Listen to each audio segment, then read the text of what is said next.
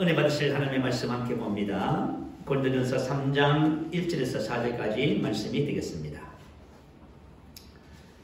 고린도전서 3장 1절에서 4절 우리 이 말씀 함께 교독합니다. 제가 1절 말씀 먼저 받들어 봉독합니다.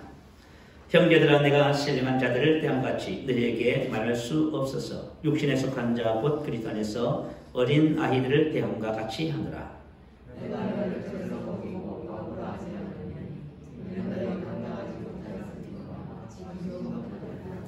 너희는 아직도 육신에 속한 자로다. 너희 가운데 시기와 분쟁이 있으니 어찌 육신에 속하여 사람을 따라 행함이 아니리요.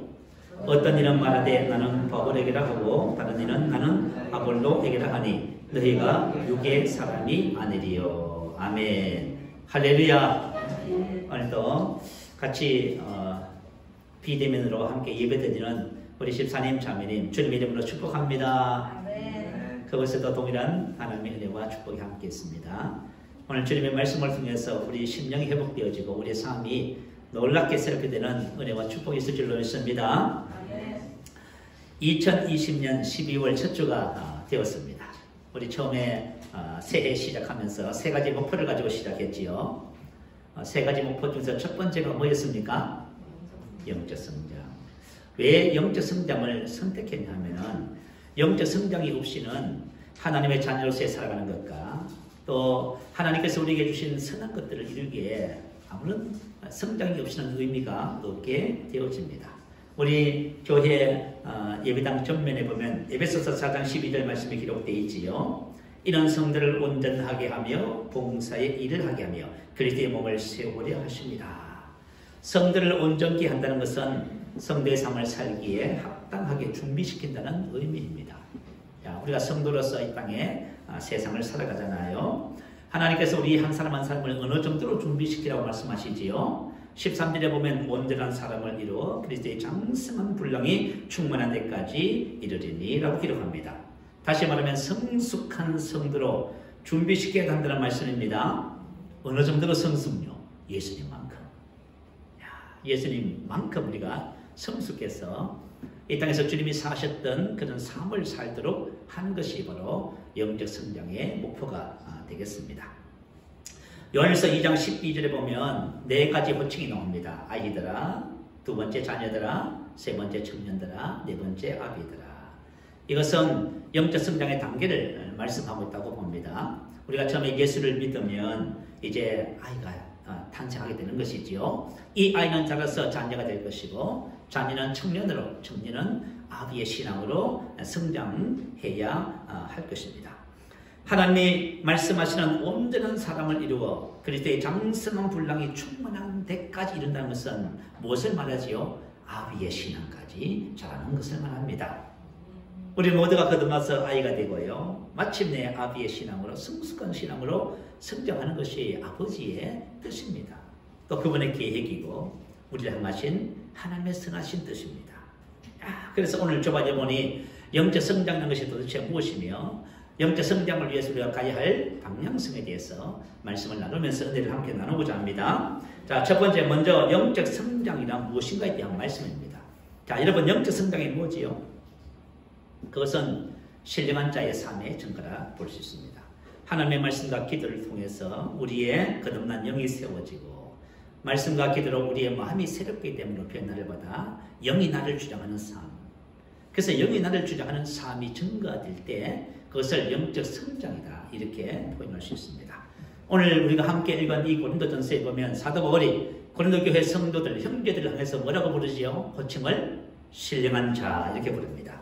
신령한 자는 헬러로 푸뉴마티코스 이 뜻입니다. 영에 속하는 영적인 그런 뜻입니다. 사도 바울이 왜 저와 여러분을 푸뉴마티코스 영에 속하는 영적인 이런 사람으로 불렀을까요? 그것은 바로 저와 여러분이 신령한 자들이기 때문에 그렇습니다. 자, 우리 요한복음 3장 6절 7절에 보면 육으로 난 것은 육이요 영으로 난 것은 영이니 내가 내게 거듭나야 하겠다는 말을 놀랍게 여기지 말라고 기록합니다. 육으로 난 것은 육이요. 다시 말하면 사라크스에서부터 태어난 것은 그는 사라크스다 그 말입니다. 세상 모든 사람들의 정체성이 바로 육이라고 하는 것이에요. 그러면 거듭난 저와 여러분은 위로 다시 새로이 태어난 것이죠. 자, 영으로 난 것은 영이니 푸뉴마에서 태어난 것은 그는 푸뉴마다 그 말이에요. 그 거듭난 조바 이름의 정체성입니다. 그래서 신령한 자라고 표현합니다. 그래서 조바 여러분이 우리 자신을 보면서 나는 영적인 영에 속하는 신령한 자야 이렇게 말해야 됩니다. 왜냐하면 우리 속에 하나님의 영이 가신다면 이제 우리는 더 이상 육신에 있지 않습니다. 바로 저와 여러분 영이 있습니다. 진짜 나는 영입니다. 그래서 신령한 자라고 이렇게 부르는 것입니다.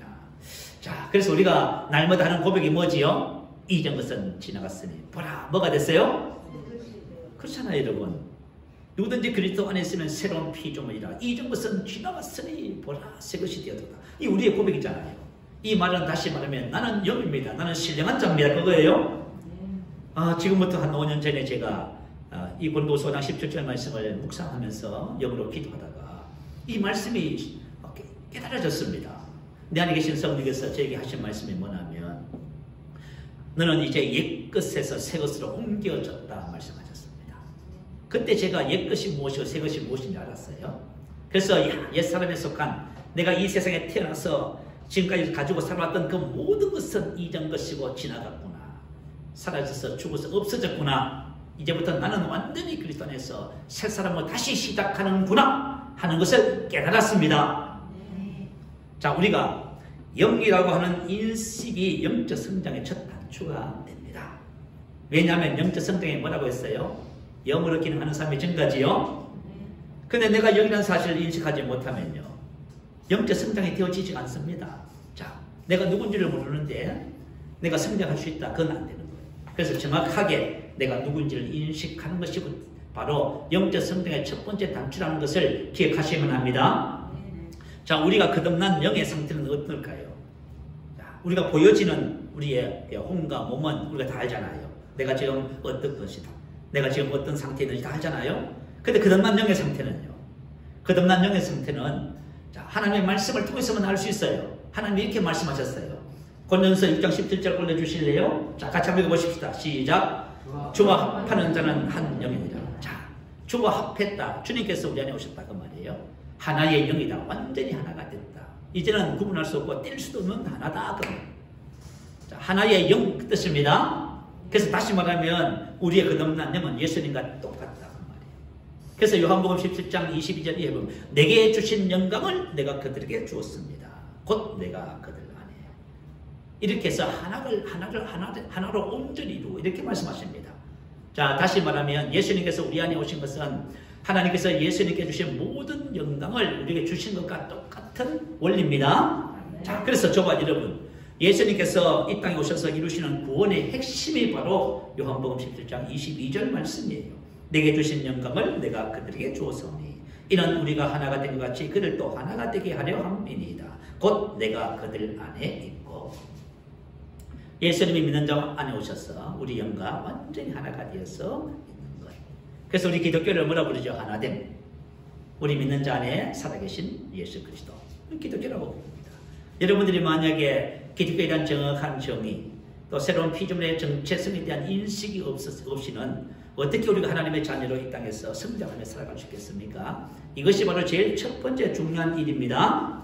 자, 저와 여러분 안에 계신 예수 그리스도를 우리가 알 때 내게 주신 영광을 내가 그들에게 주었습니다가 무슨 뜻인지를 여러분 알게 돼요. 이게 실제가 되는 거예요. 그래서 우리가 고백하죠. 나는 영입니다. 그리스도께서 내 안에 계심으로 하나님께서 예수님께 주신 모든 영광을 나는 가지고 있습니다. 그리스도와 나는 하나입니다. 그래서 가지고 우리 공동 상속자, 함께 상속자 그렇게 이름을 부르지요. 그래서 우리는 이 세상에 살아가면서 저와 여러분의 거듭난 새롭게 된 나는 주께서 그러하신 것 같이 우리도 이 세상에서 그러합니다.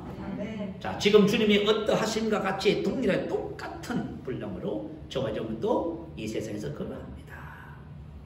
그래서 저와 여러분 이것을 묵상하고 이것을 아는 것이 우리 영적 성장에 있어서 가장 중요한 부분이 되겠습니다. 자, 그렇다면 내게 주신 영광이 구체적으로 뭘까요? 자, 예수님 성령 받으셨지요? 저와 여러분도 뭘 받았어요? 그럼요. 성령 받았습니다. 그게 바로 하나님께서 예수님께 주신 영광이었어요. 그러니까 저와 여러분도 똑같이 받았잖아요. 자, 갈라디아서 3장 13절 14절에 제가 읽어드릴게요. 그리스도께서 우리를 위하여 저주를 받은 바 되사 율법의 저주에서 우리를 속량하셨으니 기록된 바 나무에 달린 자마다 저주 아래 있는 자라 하였습니다. 자, 예수님께서 십자가 위에서 분명히 우리 죄가 되셔서 죽으시고 율법의 저주를 담당하시고 값을 청산해 주셨습니다. 자, 우리는 예수님의 십자가를 압니다. 근데 왜 예수님께서 이렇게 십자가를 지셨을까요? 다음 것을 이루기 위해서 지신 거예요. 그래서 저와 여러분이 십자가를 알 때 십자가에 머물러 있어서는 안 됩니다. 십자가를 넘어서 하나님께서 나에게 주신 것을 알아야 돼요. 자, 이는 그리스도 예수 안에서 아브라함의 복이 이방인에게 미치게 하고, 그래서 저와 여러분은 아브라함의 복을 받은 자입니다. 그래서 저와 여러분은 이 세상에 살면서 율법의 저주가 없습니다. 아시겠죠? 우리는 아브라함의 복입니다. 그리고 믿음으로 말미암아 성령의 약속을 받게 하려 합니다. 자, 약속하신 성령을 받는 목적을 위해서 예수님이 십자가 주신 거예요. 그래서 저와 여러분 성령을 받았잖아요. 여러분 방언을 받았잖아요. 여러분. 그래서 하나님께서 예수님께 주신 모든 영광을 동일하게 우리에게 주신 거예요. 성령을 통해서 예수님께서 우리 안에 오신 것이지요. 그래서 베드로 사도가 베드로서 1장 3절에 고백합니다. 그의 신기한 능력으로 성령을 통해서 생명과 경건에 속한 모든 것을 우리에게 주셨으니는 완료 시제입니다. 자, 성령님을 통해서 생명과 경건에 속한 모든 것을 우리에게 다 주셨습니다. 생명은 바로 하나님의 생명과 본성을 말하고요. 경건에 속한 모든 것은 저와 여러분이 이 땅에 하나님의 자녀로 살아가기에 필요한 모든 것에 대한 말씀입니다. 자, 그래서 저와 여러분이 그리스도 안에서 생명과 경건에 속한 모든 것을 이미 받았다는 것을 아는 것이 우리 신앙생활의 뭐예요? 출발점. 여러분, 우리 이렇게 시작해요. 아시겠죠? 저와 여러분이 이것을 알면은 여러분이 우리 기도가 바뀌어요. 이것을 알면은 이제 더 이상 주시옵소서, 주실 줄 믿습니다. 이런 기도가 없어져요. 왜냐하면 이미 다 주셨잖아요. 그죠? 그래서 우리가 어떻게 기도하냐면은 주셔서 감사합니다. 주신 것을 알게 하시니 감사합니다. 이렇게 기도하는 거예요. 왜냐하면 주신 것을 아는 만큼 우리는 그런 삶을 살도록 이미 그렇게 계획되어져 있습니다. 그래서 저와 여러분이 하나님의 생명 안에서 경건에 속한 모든 것을 가지고 있습니다. 그래서 이것이 바로 우리 믿음의 출발점이 되어져요. 그리고 베드로서 1장 4절 이하에 보면 그의 신기한 능력으로 생명과 경건에 속한 모든 것을 주신 목적이 나옵니다. 너희가 정욕 때문에 세상에서 썩어질 것을 피하여 신성한 하나님의 성품에 참여하는 자가 되게 하려 하셨느니라. 자, 저와 여러분 죄의 본성은 제거되고 하나님께서 생명과 경건에 속한 그분의 생명과 본성을 주셔서 저와 여러분이 마침내 어디까지 가요? 하나님의 성품에 참여하는 자가 되게 하는 데까지 가는 거예요. 하나님의 성품이 뭘까요? 사랑이잖아요. 하나님은 사랑이지요. 그래서 5절부터 이렇게 말해요. 그러므로 너희가 더욱 믿음의 덕을. 자, 우리의 신앙의 출발점이 어디라고요? 믿음이래요. 생명과 경건에 속한 모든 것을 가진 거기서부터 우리가 출발하는 거예요. 우리가 신앙생활을 잘못 출발하기 시작하면요, 그냥 막 교회에 와서 헤매는 것이 나는 거예요. 그래서 저와 여러분이 여기서부터 출발한다는 것을 꼭 기억하셔야 됩니다. 그래서 더욱 힘써 너희 믿음의 덕의 지식을 하면서 최종 끝에 뭐예요? 사랑을 공급하라. 이렇게 됐어요. 사랑을 다하라. 아가페. 하나님의 성품입니다.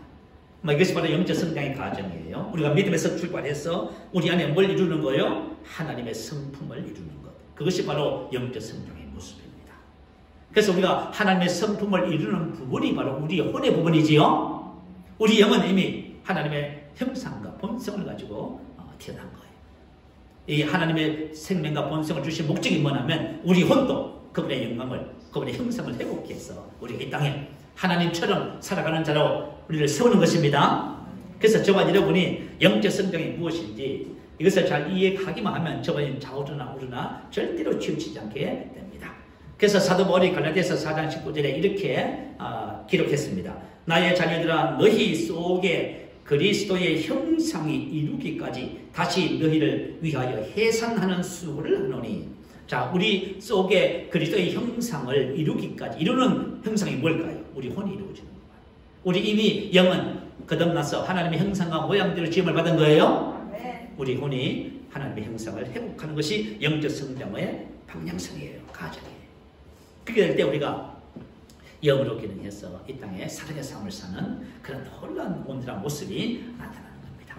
우리 기독교를 사랑의 종교라 하지요. 이것은 뭐냐면 안 믿는 사람도 다 알아요. 왜 그래요? 그것은 뭐냐면 예수님께서 내가 너희에게 새 계명을 주신다면서 뭘 하셨어요? 서로 사랑을 하셨죠. 요한복음 13장 34절 이하에 보면 새 계명을 너희에게 주노니 서로 사랑하라. 내가 너희를 사랑한 것 같이 너희도 서로 사랑하라. 예수님께서 제자들을 사랑한 것 같은 분량으로 어떻게 해요? 너희도 서로 사랑하라 그러셨어요. 너희가 서로 사랑하면 이로써 모든 사람이 너희가 내 제자인 줄 알리라. 예수님께서 이 땅에 하나님의 생명과 본성을 가지고 사랑의 삶을 사셨지요. 그런데 우리 보고도 똑같은 사랑을 하랍니다. 그러면 무슨 얘기지요? 똑같은 생명을, 영생을 주셨다는 거지요? 네. 그래요. 똑같은 생명을 주셨기 때문에 너가 그 생명을 가지고 성장해서 마침내 내가 너희를 사랑한 것 같은 똑같은 분량으로 너희가 서로 사랑한다라고 말합니다. 만약에 우리가 예수님을 믿고요, 거듭나서 성장해서 정말 주님과 같은 분량의 사랑으로 살아간다면 우리의 가정이 얼마나 아름다울까요? 우리 공동체가 얼마나 아름다울까요? 그죠? 이건 정말 뭐랄까요? 이건 정말 환상적인 삶이 될 것이라고 생각을 해봐요. 그래서 하나님께서 우리에게 주시는 최고의 능력은 바로 사랑이라고 하는 것입니다. 여러분, 사랑이 최고의 능력이에요. 왜냐하면 요한일서 4장 18절에 보면 사랑 안에 두려움이 없고 온전한 사랑이 두려움을 내쫓는다 이렇게 말해요. 이것은 사랑의 능력에 관한 말씀이에요. 저와 여러분이 하나님의 사랑, 아가페 사랑 이런 종류의 사랑을 하면은 요한일서 4장 12절처럼 우리가 서로 사랑하면 하나님이 우리 안에 거하시고, 저와 여러분 이런 사랑을 한다는 것은 무슨 뜻이에요? 하나님이 우리 안에 계셔서 우리가 하나님을 닮아서 섬겨서 그렇게 사랑한다는 증거예요. 그죠? 그래서 뭐냐면 너의 믿음을 나에게 보여줘라고 했을 적에 우리가 나의 삶을 보여줬을 적에 너 진짜구나 이렇게 되는 거죠. 그럼 우리가 만약 입으로 말을 해요. 자, 우리는 거듭났어. 하나님의 생명과 본성을 가지고 우리는 사랑의 사람입니다. 근데 사랑을 하지 않습니다. 그러면은 그 사람 속에 하나님의 사랑이 간다는, 하나님이 가신다는 증거가 되지 않는 것입니다. 그래서 저와 여러분 이런 아가페 종류의 사랑을 할 때 세상 사람들이 우리를 어떻게 봐요? 아, 정말 주님의 제자구나. 그죠? 그리고 이런 종류의 사랑을 할 때 하나님의 임재가 우리 안에 있어요. 우리 가운데 있어요. 하나님의 나라는 너와 나 사이다 했지요. 우리가 거듭나서 영적 성장해서 이런 종류의 사랑을 할 때 하나님의 임재가 우리 안에, 우리 가운데 있어요. 그때 어떤 일이 벌어진다고요? 두려움의 영은 사탄을 바깥으로 쫓아낸다 그 말이에요. 사랑 있는 곳에 어둠의 영, 질병과 저주가 있을 수가 없습니다. 그래서 사랑이 뭐예요? 능력이에요. 근데 만약에 사랑이 없으면요, 거기는 온갖 어둠이 전부 다 몰려오겠지요. 그래서 저와 여러분이 정말 성장해서 사랑의 삶을 산다는 것은 놀라운 것입니다. 네. 자, 고린도 교회의 상황입니다. 사도 바울은 고린도 전후서를 쓰면서 먼저 고린도 교회 성도들을 칭찬했습니다. 고린도전서 1장 4절부터 제가 읽어드릴게요. 그리스도 예수 안에서 너희에게 주신 하나님의 은혜로 말미암아 내가 너희를 위하여 항상 하나님께 감사하노니 이런 너희가 그 안에서 모든 일 곧 모든 언변, 말을 말해요. 모든 언변과 모든 지식에 풍족함으로 그리스도의 증거가 너희 중에 견고하게 되어 너희가 모든 은사에 부족함이 없이 우리 주 예수 그리스도의 나타나심을 기다립니다. 두 가지를 칭찬합니다. 첫 번째는 뭐예요? 모든 언변과 모든 지식에 풍족했다. 여기서 말하는 지식은 그노시스를 말합니다. 저와 여러분이 모든 언변과 모든 복음의 그노시스, 지식에 풍족하기 위해서 뭘 해야 될까요? 성경을 알아야 되겠지요. 성경을 많이 보고. 우리 제자훈련 많이 하잖아요. 1년, 2년 코스로 제자훈련도 받을 것이고요. 또 어떤 분은 신학도 공부하고, 성경을 더 알고 싶어서 공부를 많이 해요.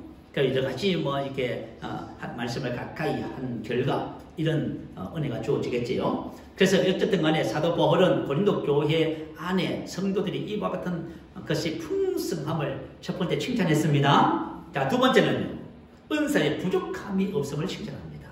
자, 고린도전서 12장 8절 이하에 보면 성령의 9가지 은사가 나오지요. 자, 은사는 놀랍습니다. 뭐 거기는요, 능력 행하는 은사, 믿음의 은사, 변 고치는 은사, 지식의 말씀, 지혜의 말씀에 다양한 9가지 은사가 나옵니다. 그런데 은사에 부족함이 없답니다. 자, 일반적으로 저번 신앙생활을 하면서 은사를 얻는다는 것은 어떤 수고가 있어야 된다 생각하지요? 기도 많이 하고 금식하고 사모하고 그렇게 되어 있다고 생각하지요? 그죠? 저도 목회를 하면서요, 은사를 받아서 능력 받아서 목회를 잘하고 싶었습니다. 그래서 초창기에는요, 막 은사 집회하면은 막 쫓아다녔어요. 왜냐하면은 외국에서 오신, 그죠? 강력한 능력을 가진 목회자들이 집회를 하면서요, 안수기도 해주고 했습니다. 임파테이션을 받는다 하죠. 전이 받는다 그러죠. 그래서 한국에 정말 열심히 있는 목사님들, 성도님들은요, 은사 집회, 하나님께서 역사하시는 곳이라면 전 세계 어느 곳이든지 간에 자비당으로 찾아갑니다. 왜요? 은사 능력 받으려고요. 그런데 권도교회가 은사에 부족함이 없다고 말합니다. 자, 그런데 오늘 본문 말씀을 보니까 사도 바울이 뭐라고 말해요? 어린 아이다라고 말합니다. 그럼에도 불구하고 영적인 상태는 어린 아이다. 자, 그렇다면 우리가 한번 의문을 가져봅니다. 지식, 은사가 풍성함에도 불구하고 영적 성장과는 관계가 있다 없다? 관계가 없네요. 우리가 기도를 잘하고 교회 봉사 열심히 하고 방언을 많이 하고 뭐 예언을 하고 뭐 이렇게 해도 영적인 성장과는 관계가 있다 없다? 없다. 우리 아까 전에 4가지 영적 성장의 단계에 대한 호칭을 함께 나눴지요. 아이들아, 자녀들아, 청년들아, 아이들아. 근데 고린도 교회의 영적 상태가 뭐예요? 아이들아. 아이들은 뭐예요? 0세부터 7세까지 보통 아이들이라고 부른다고 그 단어를 사용한다고 그렇게 말을 해요. 다시 말하면 아이의 단계를 아직 벗어나지 못한 상황을 말합니다. 이유가 뭘까요? 자, 도대체 우리가 신앙생활 이렇게 오래 했는데도 불구하고 이 어린아이 상태도 벗어나지 못한 이 상황은 뭐지요 도대체? 우리 한번 생각해 봐야 됩니다. 자, 그 이유를 사도 바울이 정확하게 진단하고 있습니다. 자, 제가 읽어드릴게요. 1절에 보니까요, 육신에 속한 자 곧 그리스도 안에서 어린 아이들. 3절에 보니까 육신에 속한 자다. 4절에 너희가 육의 사람이 아니리요. 자, 육신에 속한 자, 육의 사람, 이게 무슨 뜻이지요? 요한복음 3장 아까 전에 말씀 6절 말씀했죠. 육으로 난 것은 육이요, 영으로 난 것은 영이지요. 다시 말하면 육으로 난 것은 육이요. 아직까지 옛날 삶의 방식을 그대로 다습하고 있다 그 말이에요. 자, 그 이유가 뭐지요? 시기와 분쟁이 있으니. 이 시기와 분쟁은 육에 속한 일들입니다. 사도 바울이 고린도 교회 성도들의 영적인 상태를 정확하게 진단합니다. 자, 우리 한번 생각해 보지요. 만약에 내가 영적으로 성장하고 싶어요. 그렇다면 우선 뭐부터 해야 되죠?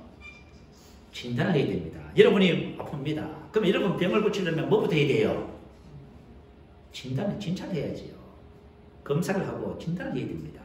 그래야 거기 합당한 처방을 하게 되고 내 병이 무엇인지를 알고 그렇게 나갈 수 있는 거예요. 근데 진단도 안 하고 있으면 나는 성장했습니다. 나는 권사인데, 나는 목사인데 이러고 있으면 영적으로 성장할까요? 성장하지 않습니다. 그래서 정확한 진단은 좀 가슴이 아프지만 해야 됩니다. 그래서 사도 바울이 정확한 진단을 하는 거예요. 시기와 분쟁이 있다는 것은 육신의 일을 하면서 살고 있다 그 말이잖아요. 아까 전에 우리 말씀에 실제하면서 갈라디아서 5장 19절부터 21절까지 말씀을 함께 읽었습니다. 육체의 일은 분명하니 곧 음행과 더러운 것과 호색과 우상숭배와 추술과 원수 맺는 것과 분쟁과 시기와 분행과 당 짓는 것과 분열함과 이단과 투기와 술 취함과 방탕함과 또 그와 같은 것들이라. 자, 이런 일을 만약에 내가 하고 있다. 그러면 우리는 어린아이의 상태를 벗어나지 못했다. 어린아이 상태를 아직까지 벗어나지 못한 상태에 있습니다. 자, 고린도 교회의 문제점들이 고린도 전후서에 기록됩니다. 시기와 분쟁, 판단, 음행, 세상 법정에 송사하는 것, 우상의 제물에 가는 것, 성찬을 통해서 원망, 불평, 은사의 잘못된 사용으로 인한 무질서, 부활교리 등등. 고린도 교회의 이런 문제점들은 그들이 아직까지 성장하지 못했음을 반증하고 있어요. 자, 우리 한국교회의 어려움을 이야기합니다. 왜 그럴까요? 이유는 간단합니다. 성장하지 못했어요. 제가 예수님을 영접하고 신학을 하고 목회자가 되어서 목회를 이렇게 하면서 뭘 하나 깨닫냐 하면, 우리가 정말 성장을 위해서는 한 발짝도 전진하지 못하고 있었구나. 그동안 얼마나 기도 많이 했는지 몰라요. 열심히 했습니다. 놀고 그렇게 한 건 아니지요. 열심히 했어요. 근데 지나고 보니까요, 고린도 교회의 문제점들을 내가 가지고 살아가는 거예요. 그러면 나는 영적으로 성장한 상태가 못 되는 것입니다. 난 어린아이 상태에 있었어요. 얼마나 부끄러운 일이에요. 그럼에도 불구하고 나는 목사라고 생각하고 있는 거예요. 나를 모르는 거, 나를 보지 못하는 거예요. 그래서 고린도 교회의 모든 문제점들의 원인, 나의 삶의 모든 문제의 원인이 뭐예요? 육신에 속한 자, 영적으로 성장하지 못하고 있는 상태입니다. 그래서 문제가 되는 것이죠. 자, 그래서 우리 자신의 영적인 상태를 한번 진단해 봐야 됩니다. 지금 고린도 교회는 자녀의 단계도 아닌 어린아이 단계를 말하고 있는 것입니다.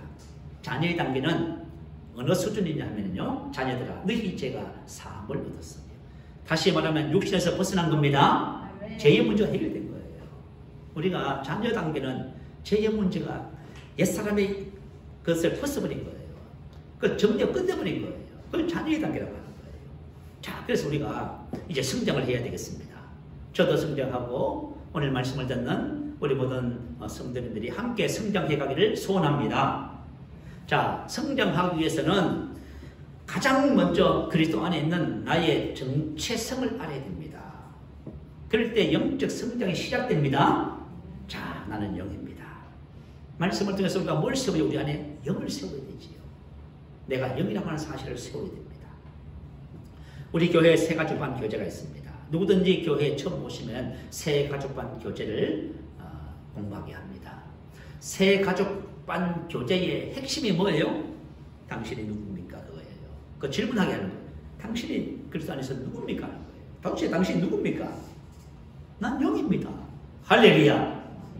당신 누굽니까? 그리스도 안에서. 난 영입니다. 여기서부터 시작인 거예요, 여러분. 여기에 대해서 정확하게 저가 지금 답할 수 있으면, 나는 영입니다 답할 수 있으면, 여러분 금방 삶이 바뀌기 시작해요. 그 전에는 삶이 안 바뀌어요. 제가 아는 목사님 부부가 지난 화요일날 저희 교회를 방문했습니다. 그래서 이분이 같이 대화를 나누는 중에 이런 간증을 하나 해주셨어요. 이분이 예수 선교 사관학 쪽 교청으로 1년을 섬기셨습니다. 그런데 한 자매님 이야기예요. 한 자매님인데 이분은 보니까 뭐 열심히 있는 것도 아니고, 또 그런다 해서 뭐 지적인 수준이, 그죠? 뭐 뛰어난 것도 아니고 보통 이하. 근데 이 자매님이 어떻게 예수 선교 사관학교로 왔을까? 되게 의문스러운 그런 분이었다고 그래요. 그런데 이분이 바뀌기 시작했어요. 이분이 시골동을 웃으면서 삶이 바뀌는 거예요. 그래서 그 자매님이 간증을 하시는데 이렇게 간증을 하더랍니다. 제가 드디어 누군지를 알았습니다. 내가 영인 것을 알았습니다. 예수 믿은 나는 육신도 아니고 영입니다. 영인 것을 알았습니다. 내가 영인 것을 깨달아지자 보이기 시작했습니다. 그 이상한 거 보는 거 말고요.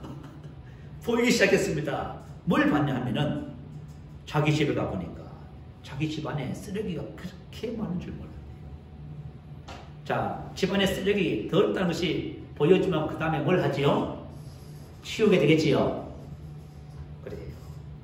자기가 영인 것을 아니까요, 옛 것들이 보이기 시작하는 거예요. 그래서 집안을 깨끗하게 하옵소서.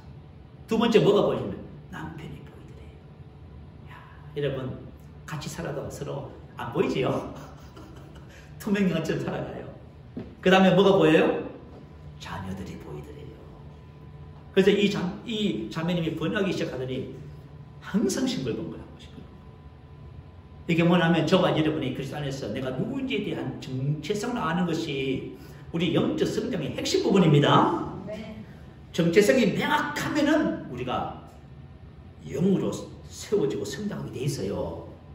이게 만약에 우리 이 복음을 함에도 저와 여러분이 정체성이 명확하지 않다. 그러면 저와 여러분이 어떻게 살아가냐면 옛것과 새것에 대한 구분이 없어져 버려요. 이게 옛것인지 새것인지 나 스스로 몰라요. 그래서 여러분 영적으로 성장해 갈 수가 없게 되어져 있어요. 그래서 오늘 고린도 교회가 모든 지식에 풍족했다고 합니다. 그노시스. 복음에 관한 지식이 우리의 삶을 변화시켜 주지 않습니다. 그러면 뭐가 나를 변화시킬까요? 복음에 대한 지식이 에피그노시스로 바뀌어야 됩니다. 그노시스가 에피그노시스로 바뀌어야 돼요. 이 에피그노시스는 명확한 지식 인식을 말해요. 우리 에베소서 1장 17절 말씀이지요. 우리 주 예수 그리스도 하나님 영광의 아버지께서 지혜와 계시의 영을 너희에게 주사 하나님을 알게 하시고 에피그노시스. 지혜와 계시의 영인 성령께서 우리 안에서 우리의 눈을 열어줄 때에 그노시스가 에피그노시스가 되는 거예요. 하나님께서 원하시는 거예요. 이게. 하나님은 모든 사람이 구원을 받으며 진리를 아는 데 이르기를 원하세요. 아는 이 말은 에피그노시스. 여러분 만약에 진리가 난 지식을 여러분 갖고 있어요. 근데 이것이 여러분 안에서 성령의 조명을 통해서 에피그노시스로 바뀌어야 됩니다. 그럴 때 여러분이 말씀을 통해서 나 알아. 그러면서 저와의 삶의 말씀을 적용할 수 있는 능력이 함께 따라오게 돼 있어요. 그럴 때부터 여러분 시작이에요. 여러분이 안 된다는 말은 뭐냐면 아직까지 그 단계에 여러분이 못 들어가서 그런 거예요. 그래서 우리가 말씀을 묵상하고 고백하고 방언으로 기도하라는 이유가 뭐예요? 그래야 그노시스가 에피그노시스로 바뀌어지는 거예요. 그게 원리예요. 제가 이 복음을 만나서 고린도서 5장 17절 말씀을요 묵상하면서 친절로 묵상하면서 고백하면서요 영으로 기도하기 시작했어요. 한 달 반이 되었을 적에 내 심령 안에서 빛이 들어왔어요. 너는 옛것에서 새것으로 옮겨졌다. 그때부터 제가 뭐 했어요? 옛것을 전부 다 버리기 시작했어요. 옛날처럼 막 금식을 하고 고행을 하고 막 머리를 쥐어짜고 그렇게 해서 버리는 것이 아니에요. 하나님의 말씀에 계시가 들어오니까 옛것과 새것이 구분되어지면서 옛것은 내가 아니라고 했을 적에 버려지는 거예요. 이게 말이죠. 하나님의 은혜로 되는 것이지요. 만약에 우리가 옛날처럼 옛사람을 죽이기 위해서 고행을 하고 금식을 하고 이렇게 접근하기 시작하면 우리 너무 괴로워서 신앙생활을 못할 것 같아요. 자, 그래서 우리가 영적 성장의 가정이라는 것이 있어요. 그래서 영적 성장의 가정은 가장 첫 번째 단추가 정체성이 확립을 해지요. 정체성이 확립되어지면은 우리가 가정을 통해서 성장할 수 있어요. 자, 에베소서 4장 22절 24절을 읽으세요. 우리 같이 한번 읽어보겠습니다. 너희는 유혹의 욕심을 따라 썩어져가는 구습을 따르는 옛사람을 벗어버리고 오직 너희의 심령으로 새롭게 되어 하나님을 따라 의와 진리의 거룩함으로 지으심을 받은 새 사람을 입으라. 이게 바로 영적 성장의 과정이에요. 자, 첫 번째 과정이 뭐지요? 옛사람을 벗어버리고가 첫 번째 과정입니다. 우리가 거듭난 새 사람은 하나님을 따라 의와 진리의 거룩함으로 지으심을 받은 새 사람입니다. 하나님과 같은 수준이에요. 자, 놀랍죠? 하나님께서 우리를 어느 정도의 수준을 높이셔서요. 하나님의 생명과 본성을 가진 존재로 우리를 하나님과 닮은 존재로 높여주셨어요. 그러니까 이것은 어마어마한 것이죠. 나를 하나님의 수준으로 위치로 나를 옮겨놓으신 거예요. 우리가 이 땅에서 썩어질 것을 피하여 정력으로 인하여 썩어질 것을 피하여 우리가 어느 수준요? 하나님의 수준으로 우리를 높여놓으신 거예요. 이게 바로 우리가 거듭난 나의 모습이에요. 그죠? 그런데 옛사람이라는 것은 뭐예요? 거듭나기 이전에 저와 여러분을 말하지요. 육신에 속하여 사람을 따라 오늘 본문에도 나왔잖아요. 그래서 옛사람에 대한 표현을 그렇게 말하는 거예요. 그런데 이 옛사람으로 살면은 아직까지 영적으로는 뭐다? 어린아이 상태에 있다. 이렇게 말씀하고 있어요. 자, 그러면 옛사람을 어떻게 해야 된다 하지요? 육의 욕심을 따라 썩어져가는 구습을 따르는 옛사람을 어떻게 해요? 벗어버리고. 벗어버린다는 말은 부정과거 중간태라고 하는 내용입니다. 자, 부정과거가 뭘까요? 제가 헬라에 대해서 부정과거, 중간태, 능동태, 또 수동태 이런 거 말씀을 하잖아요. 여러분 이것이 되게 중요한 부분이에요. 그래서 어느 정도는 우리가 이해를 하고 있어야 될 것 같아요. 그래서 부정과거는 뭐냐면 너는 이미 예수를 믿는 순간 옛사람을 벗어버렸다. 너는 이제 더 이상 옛사람이 아니다. 그 말이에요. 옛사람에 속한 모든 것은 이미 너가 아니다. 그 말이에요. 이게 우리 정체성을 알아가는 길이에요. 그래서 고린도서 5장 11절 뭐라 했어요? 누구든지 그리스도 안에 있으면 새로운 피조물이다. 이전 것은 어떻게 됐다? 지나갔으니. 이게 바로 부정과거예요. 그래서 믿는 우리는 자, 이미 옛사람하고는 나하고는 아무 상관이 없습니다. 우리가 뭐 짜증내고 원망하고 불평하고 뭐 시험 들고 아프고 병들고 뭐 이런 거 하고 뭐라고 아무 상관없어. 이전 것이 전부 다 지나갔어. 자, 그런데 이전 것은 지나갔는데 옛사람을 벗어버리고 부정가가 지나갔다. 그런데 뭐 중간태. 자, 이 말은 자, 먼저 옛사람을 어떻게 벗었는지를 먼저 살펴봐야 되겠네요. 로마서 6장 6절입니다. 우리가 알거니와 우리의 옛사람이 예수와 함께 십자가에 못 박힌 것은 죄의 몸이 멸해 다시는 우리가 죄에게 종노릇하지 아니하려 함이니. 자, 우리 옛사람이 예수와 함께 십자가에 못 박혔습니다. 예수님께서 하신 그 일에 함께 동참함으로 옛사람이 완전히 제거됐어요. 그래서 우리 안에 역사하는 죄의 권능이 파괴됐어요. 그리고 저주의 권능이 파괴돼 버렸어요. 야, 이게 바로 부정가의 문제예요. 그죠? 그래서 그러나 저와 여러분은 옛사람이 아닌 새사람입니다. 이게 바로 우리의 정체성. 그러면 중간태의 의미가 뭘까요? 우리 옛사람을 벗어버렸는데 새롭게 된 우리들에게 옛사람에 속한 그것들이 지금 어떻게 돼요? 영향을 끼치고 있어요. 그렇지요? 아유, 목사님 새롭게 됐다는데 왜 나는 여전히 화내고 짜증내고 시험 들고 아프고 이렇게 괴롭고 힘들고 갈등과 슬프고 이렇게 이렇지요? 근데 이런 것들이 실질적으로 우리 삶에 영향을 지금 미치고 있어요. 영향을 미칠 때 그때 벗어버리면 벗어진다 그 말이에요? 네. 참 묘하지요. 그래서 하나님께서 우리에게 하신 일을 우리가 알고 그 말씀에 따라서 우리가 나타나면 벗는 것을 의미하는 것입니다.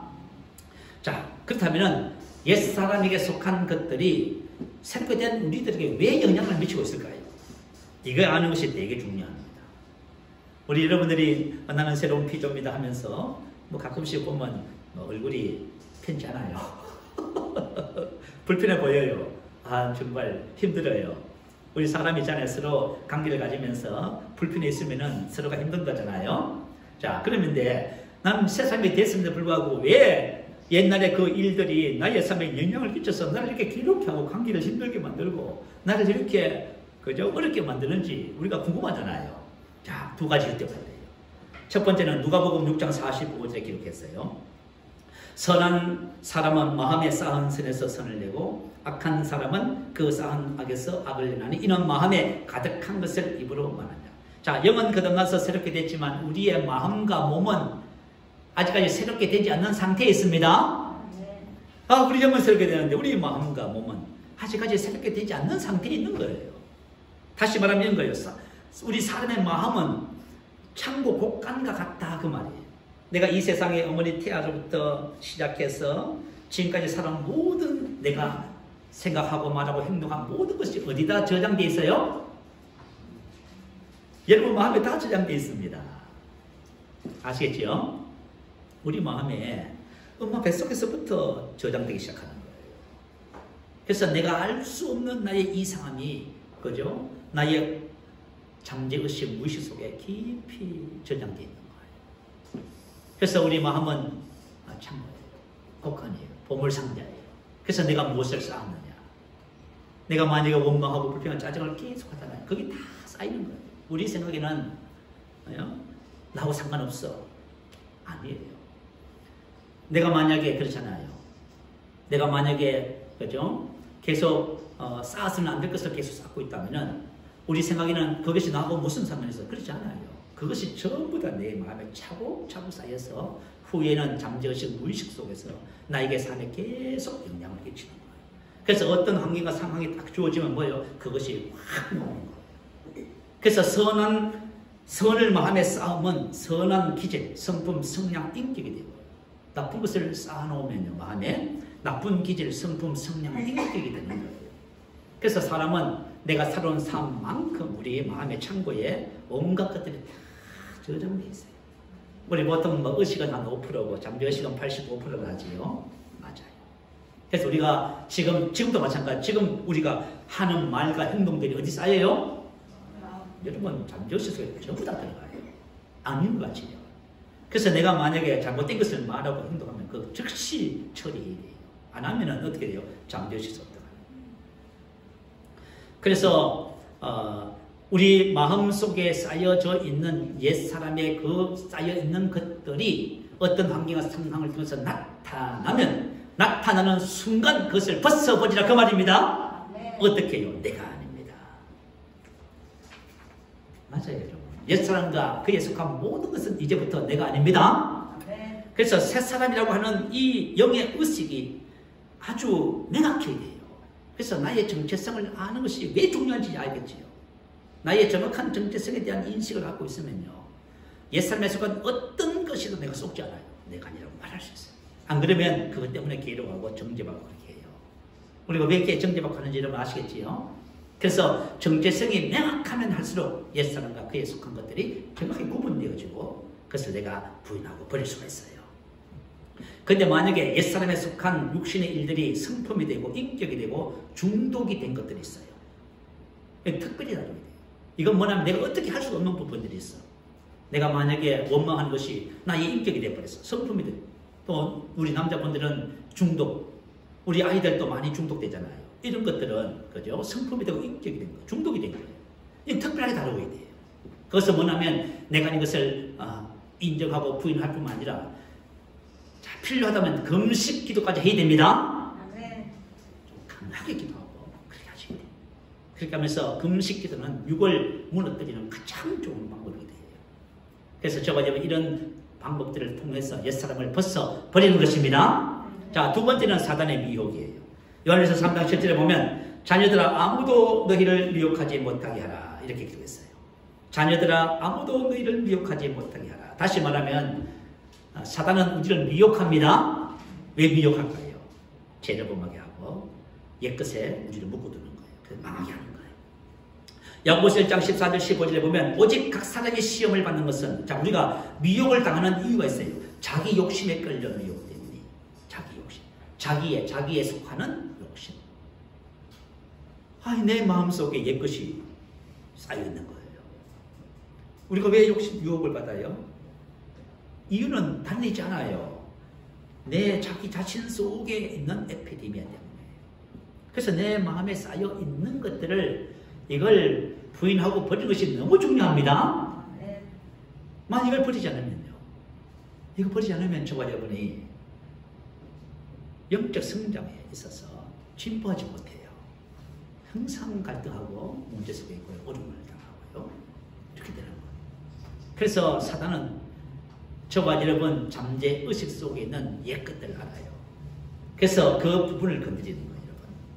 그 부분을 건드리면은 여러분이 즉각 뭐예요? 그것을 그죠? 믿음으로 사단을 쫓아내고 버려야 되는데 그렇지 못하고 그걸 탁 잡는 거예요. 그래서 이렇게 말했어요. 오직 각 사람의 시험을 받는 것은 자기 욕심에 끌려 미혹된 욕심이 잉태하죠.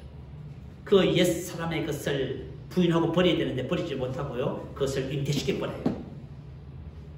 내가 받아들여버려요. 잉태가 되면요. 잘하잖아요.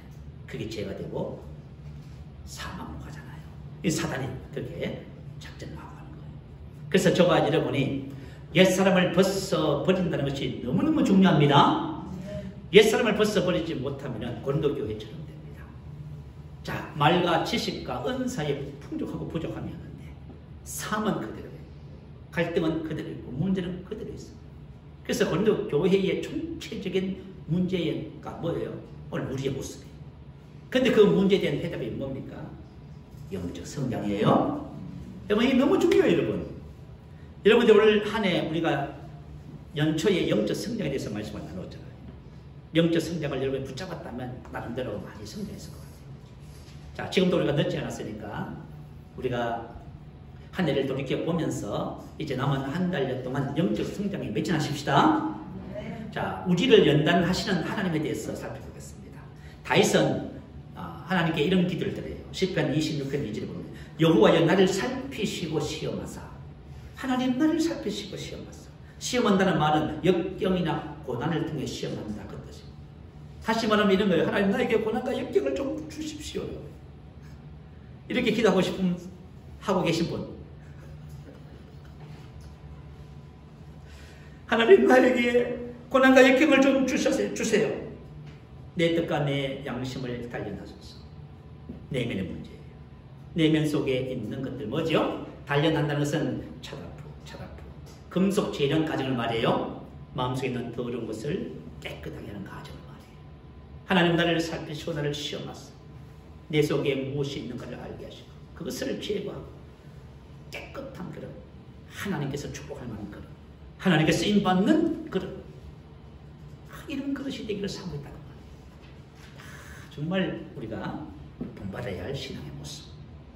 참 다윗이라고 하는 신앙의 사람은요 정말 본받아야 만한 그런 분이셔요. 그래서 저와 여러분이 우리가 신앙생활 하면서 여러 가지 시험이 있습니다. 근데 여러 가지 시험을 하나님이 허용하셔요. 야고보서 1장 2절 4절에 보면 내 형제들아 너희가 여러 가지 시험을 당하거든 온전히 기쁘게 여기라.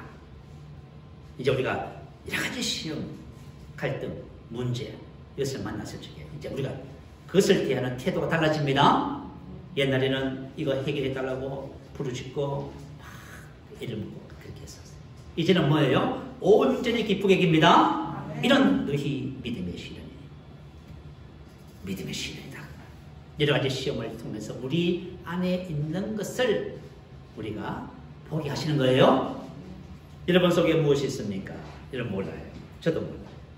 그런데 여러분들이 만약에 어떤 사람이 여러분 자존심을 탁 건드렸어요. 그럼 내 자존심 때문에 내가 박수 일어났어. 그 뭐 여러분 속에 뭐가 있어요? 거기 있는 거. 그 하나님 왜 그거 보여주실까요? 그거 제거하라. 아시겠죠? 그거 빨리 제거하라고 보여요. 그거 왜 제거해야 돼요? 그거 제거해야만이 저와 여러분이 육에서 벗어나 영으로 갈 수 있어요. 그거 제거하지 않는 이상은 저와 여러분 영적 성장에 한 발짝도 진보하지 못해요. 그래서 우리가 만약에 여러분들이 혹시 가정에서 갈등이 생기시거든. 옛날에는 저 사람 문제 때문에 저 사람 때문입니다. 내가 이 일 때문에 저것 때문에 내가 이렇게 힘들고 어렵습니다. 잘못 접근했어요. 이제 그렇게 접근하죠. 어떻게 접근해요? 저 사람과 갈등을 한 나의 모습, 내가 문제입니다. 내 문제입니다. 하나님께서 이제는 어떻게 보라고 해요? 너 믿음의 시련이야. 너를 온전히 할 거야. 내가 너를 축복의 사람을 세울 거야. 너를 성장시켜 줄 거야. 너가 깨끗한 그릇이 되어서 내가 너를 사용할 거야.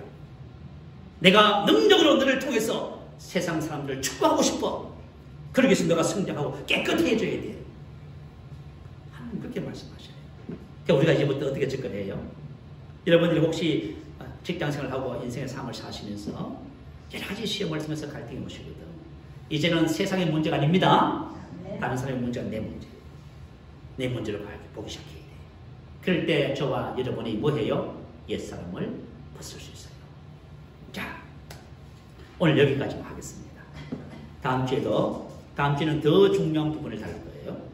자, 저와 여러분이 영적으로 성장할 때 우리가 이 땅에 하나님의 아들들로 나타날 수 있습니다. 성장하기 위해서는 가장 중요한 것이 있어요. 그것은 뭐냐면 그리스도 안에 있는 저와 여러분의 정체성입니다. 그리스도 안에 있는 내가 누구냐는 거예요. 도대체. 그죠? 너 누구야? 나 영이야. 나 하나님의 생명과 본성으로 태어났어. 여기서부터 시작이에요. 그럼 넌 영이네. 그러면 옛사람은 내가 아니네. 그 옛사람을 벗는 거예요. 아멘. 할렐루야. 그래서 여러분 내가 누군지를 정확하게 하면 저와 여러분은 이제부터 옛사람을 자연스럽게 벗기 시작하는 거예요. 저도 지금 신앙생활 하면서 여러 가지 환경과 상황과 사람들의 말과 관계 속에서 아직까지 내 속에 버려야 할 것들이 보여요. 그러면 누굴 탓하고 그렇게 하지 않아요. 어떻게 해요? 내가 아닙니다. 나의 마음을 정결케 하소서. 내가 아닙니다. 나는 새 사람입니다. 이것을 버리는 거예요. 그래서 저와 여러분 신앙생활 속에서 정체성이 확립되어지고 옛것과 새것을 구분해서 옛것을 버리기 시작할 적에 우리 첫 번째 단계의 과정을 넘어가는 거예요. 자, 에베소서 4장 22절 그렇게 말씀하시지요. 너희는 유혹의 욕심을 따라 썩어져가는 구습을 따르는 옛사람을 벗어버리고 그 다음에 오직 너희 심령으로 새롭게 해요. 다음 주에 나눌 말씀이에요. 오늘 저와 여러분이 영적 성장의 방향성을 탁 맞추시고 오늘부터 시작해보세요. 나의 정체성에 대해서 탁 내 안에서 알아질 때까지 고백하고 기도하시고요. 그리고 저와 여러분이 나의 정체성에 따라서 옛것을 부인하기 시작하세요. 그러면 우리가 여러분의 삶이 한 달 내로 금방 놀랍게 변화가 돼요. 여러분들이 새로운 정체성을 알고 옛사람을 벗기 시작하면 그때부터 여러분이 바뀌기 시작해요. 그리고 그것은 시작에 불과한 거예요. 그리고 우리의 생각하는 방식이 뭐예요? 사고방식이 말씀화되는, 의식화되는 거예요. 그래서 우리가 주님의 우리 심령이, 우리의 혼이 주님을 닮아서 이 땅에 그리스도 대사로 살아가는 그런 사람이 되는 거예요. 그래서 여러분, 우리가 이 첫 출발점 단추를 정확하게 잘 꼽으셔야 돼요. 그렇게 할 때 우리는 승리하는 자가 됩니다. 자, 우리의 말씀을 생각하면서 함께 기도하기로 합니다.